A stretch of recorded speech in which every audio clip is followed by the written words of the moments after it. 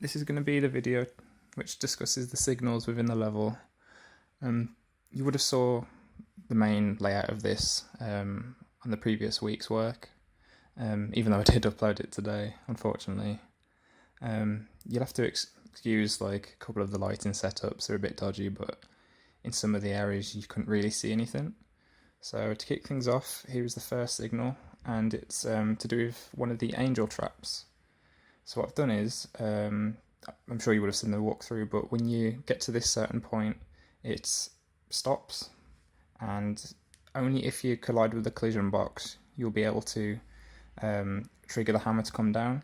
I've done this by, here we go, yeah, so this is just a simple floor trap. I've hidden it below the platform so you're not able to see it. So yeah, that's the first one. The second one is to do with this door, which I had to again tweak the collision box because it wasn't going across the y-axis that well. Yeah, so that's the second one. Here's the third one. Just a simple platform setup. So when you pull the lever, it goes up. I was just doing a quick zoom out of the jump pad system there, which we'll get to. Here is the most complex one I've got. You'll have to excuse the horrific collision effects taking place at the moment, but I had to do one for the upper and the lower layer just to help with the lighting. But anyway, this system, what I've done is I've actually, if you see me pulling out the menu here, I've hidden it out of sight, but I've used the collision box to trigger the trapdoor to lean down where the red arrow is. Yeah, obviously this had to be hidden because it would just look horrendous otherwise. I mean, it kind of makes no sense anyway with like just floating platforms, but well.